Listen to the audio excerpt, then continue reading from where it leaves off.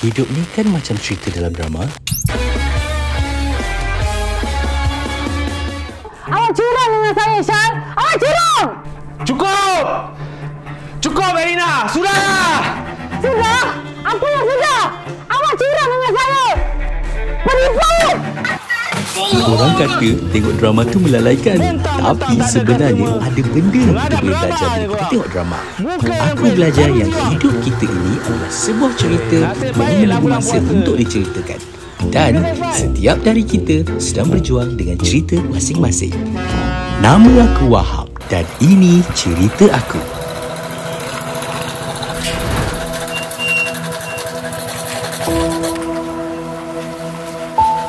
Ini rumah mak aku. Kalau ada rezeki, aku dah janji nak cantikkan rumah mak sebelum raya ni. Baru nampak baru. Tapi itulah, kena pelan-pelan, satu persatu. Sebab tak semua rezeki akan muncul dalam satu waktu. Ada duit sikit. Rasanya dah nak cukup dah tu. Esok bolehlah beli barang sikit. Raya ni cantiklah rumah mak.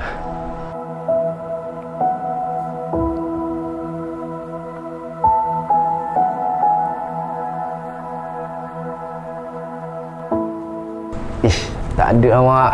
Tak ada apa yang menyusahkan seorang anak kalau ibu dan ayahnya adalah alasan untuk dia terus berjuang, kan? So, untuk pastikan rumah baru mak siap sebelum raya, kat sinilah aku cari rezeki. Okey apa kerja kat sini? Dapat kawan sekerja yang baik pun rezeki. Sambil kerja sambil lain drama pun rezeki juga. Rezeki bukan tentang berapa banyak jumlah yang kita dapat, tapi tentang berapa besar nikmat berkat. Cuma kadang-kadang tu kena banyaklah bersabar bila tengah cari rezeki ni. Ujian dah datang dah. Cepat sikit boleh tak? Tahulah puasa. Saya ni banyak lagi hal, tahu tak? Nak pergi ambil anak lagi. Ni kalau ikutkan hati ni boleh tertutup pintu rezeki. Pakcik ni dulu komando. Zaman dulu rimau dengan kita orang tu macam adik-beradik. Pernah dulu kejar dengan rimau. Kosong pelan-pelan sikit. Kita tu mahal lah. Ya Allah. Tapi kalau boleh diam, kita diam. Kalau boleh tahan, kita tahan. Komunis, lintang pukang nampak rimau. Kita orang komando tak. Kalau kau lari dengan rimau, kena buka kasut. Sebab apa lari tu laju sikit? Sebab sabar itu sulit, tapi hadiahnya selangit.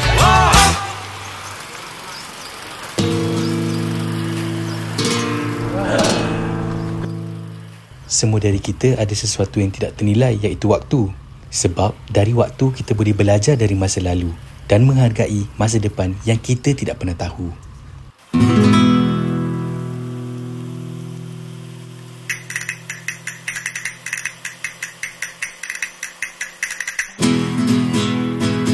Jangan pernah sesekali kita merungut dengan masa depan.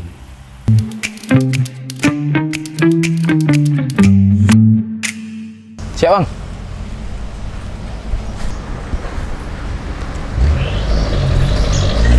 Tak ada duit kecil bang. Bos dah balik. Tak apalah. Hari ni rezeki kita. Buat benda baik-baik untuk masa depan. Ya, siap bang.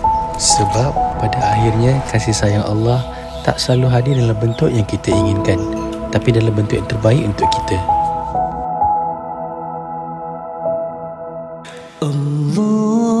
Kebaikan yang aku buat hari ini adalah dari rezeki yang datang dari masa lalu. Kan aku dah janji, aku akan pastikan raya ni rumah baru mak berseri-seri. Sebenarnya, inilah rumah baru mak. Walaupun mak dah pergi ke negeri abadi, aku tetap rasa mak sentiasa ada di sisi. Inilah cerita terbaik yang boleh aku buat sebagai seorang anak. Tapi dalam banyak-banyak cerita, merindui insan yang telah tiada adalah sebuah cerita yang paling menyakitkan dalam hidup ini. Setiap manusia punya rezeki, tapi percayalah, rezeki kita takkan pernah sama. Selamat Hari Raya.